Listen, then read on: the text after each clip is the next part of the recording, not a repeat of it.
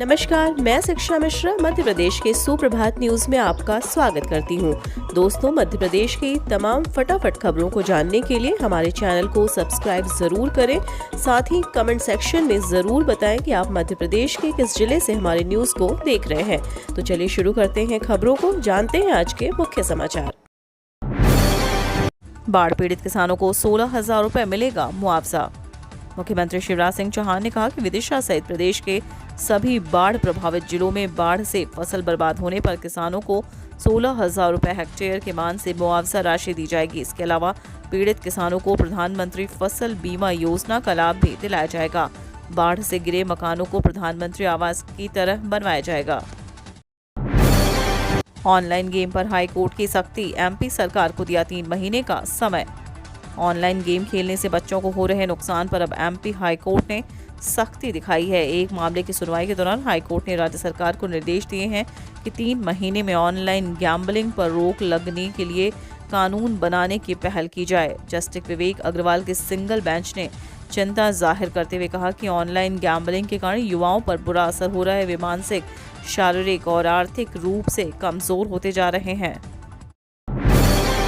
University बंद, विद्यार्थियों का अनशन जारी। धर्म नेशनल लॉ यूनिवर्सिटी में लगातार 14वें दिन भी विद्यार्थियों का अनशन जारी रहा। यूनिवर्सिटी बंद है, इसके बावजूद विद्यार्थी मांगों को लेकर अनशन कर रहे हैं। विद्यार्थी कुलपति को हटाने समेत कई मांग को पूरा होने तक अनशन करने पर अड़े हुए हैं। 3 सितंबर को कार्य परिषद की बैठक होनी है, जिसमें विद्यार्थियों की मांग पर विचार किया जाएगा। देसी गाय पालने पर किसानों को मिलेंगे 10,800 रुपए सालाना। मध्य प्रदेश सरकार राज्य में किसानों की आय को दोगुना कर उन्हें रोजगार के नए अवसर देने के लिए विभिन्न प्रकार की कल्याणकारी योजनाओं का संचालन कर रही है।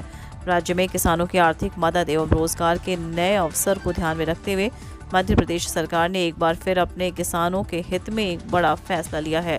दरअसल मध्य प्रदेश सरकार राज्य में केमिकल मुक्त फसल उत्पादन, मृदा स्वास्थ्य तथा पर्यावरण संरक्षण में प्रधानमंत्री मोदी की नेचुरल फार्मिंग वाली योजना को सफल बनाने के लिए एक नई योजना की शुरुआत की है, जिसका नाम मध्य प्रदेश प्राकृतिक कृषि विकास योजना रखा गया है। किसानों को प्राकृतिक खेती के लिए प्रोत्साहित करने के लिए सरकार द्वारा योजना के तहत देशी गाय पालने वाले किसान एवं दूसरे पशुपालकों को 10,800 रुपए सालाना सब्सिडी दी जाएगी।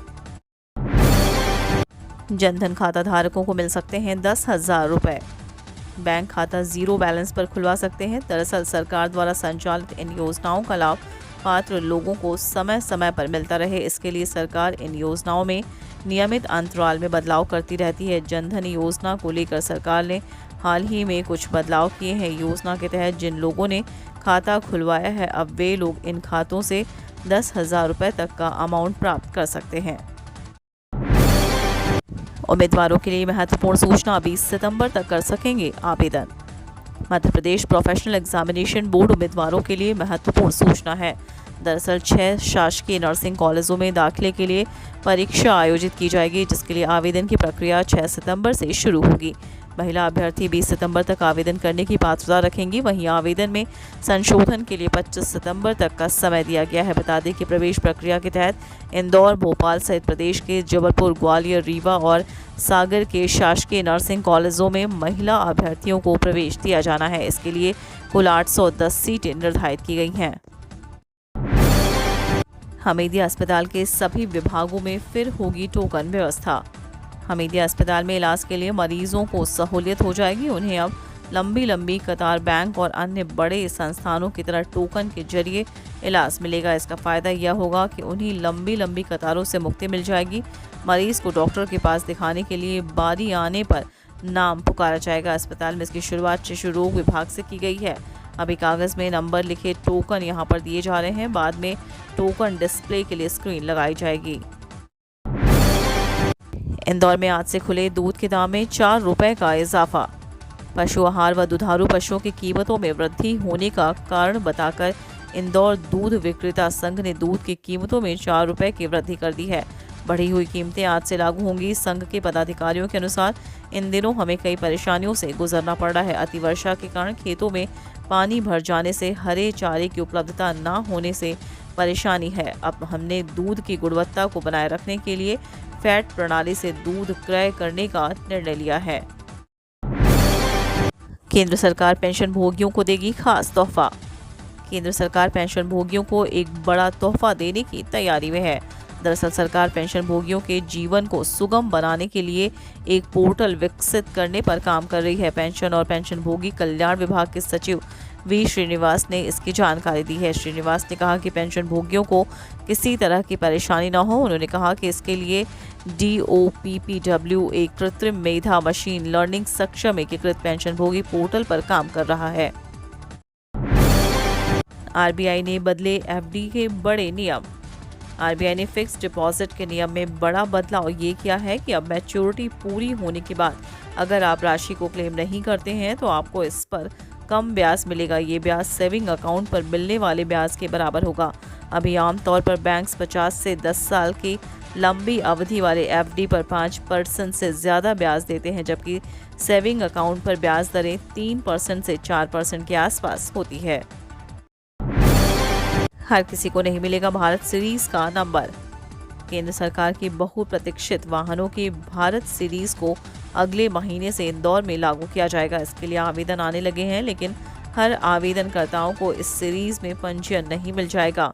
क्षेत्रीय पंजीयन अधिकारी इस संबंध में देखेंगे कि आवेदनकर्ता सभी जरूरी शर्तों को पूरा करता है या नहीं। RTO के पास अभी से 10 फाइलें पेंडिंग हो गई हैं। केंद्र सरकार ने नई गाड़ियों के लिए भारत सीरीज BH में पंजीयन की व्यवस्था लागू की है। एक राष्ट्र एक क्रमांक के तहत प्रदेश में जिस वाहन का पंजीयन भारत सीरीज BH में होगा, उस वाहन के मालिक को दूसरे राज्य में जाने पर अनापत्ति प्रमाण पत्र नहीं लेना पड़ेगा। अप्रैल जून तिमाही में 13.5% की दर से बढ़ी GDP। आर्थिक मोर्चे पर देश के लिए अच्छी खबर है। सरकार ने चालू वित्त वर्ष की पहली तिमाही के सकल घरेलू उत्पाद के आंकड़े बुधवार को जारी कर दिए। Ministry of statistics and programme implementation की ओर से जारी आंकड़ों के मुताबिक जून तिमाही में GDP ग्रोथ 13.5% रही, जबकि पिछले साल के समान तिमाही में ये 20.1% थी। हालांकि इस तेजी की वजह GDP का लो बेस होना था। श्रावण में शुरू की ओमकारेश्वर ट्रेन को नहीं मिल रहे यात्री, आज से होगी बंद। जुलाई माह में ओमकारेश्वर जाने वाले यात्रियों के लिए रेलवे द्वारा शुरू की गई स्पेशल ट्रेन को रेलवे आज से बंद करने जा रहा है। दरअसल इस ट्रेन में यात्रियों की कमी हो गई है। यात्री ट्रेन में सफर नहीं कर रहे हैं। वहीं इसी रूट पर कालाकुंड के लिए चलाई जा रही हेरिटेज ट्रेन में शनिवार और रविवार को जमकर वेटिंग होने के कारण अतिरिक्त कोच लगाना पड़ रहा है। ग्वालियर में बेटियों में देश सेवा का जज्बा। अग्निपथ स्कीम के तहत अग्निवीर बनने के लिए ग्वालियर अंचल की बेटियां भी दिन रात पसीना बहा रही हैं। जिस तरह युवक अग्निवीर बनने के लिए उत्साहित हैं, उसी तरह बेटियों में भी देश सेवा का जज्बा देखने को मिल रहा है। यही वजह है कि अक्टूबर में मध्य प्रदेश और छत्तीसगढ़ की महिला अभ्यर्थियों के लिए जबलपुर में आयोजित होने जा रही सेना भर्ती रैली के लिए ग्वालियर से सैकड़ों की संख्या में महिला अभ्यर्थियां ऑनलाइन रजिस्ट्रेशन करवा रही हैं। तीसरी बार आगे बढ़ी ADPO परीक्षा।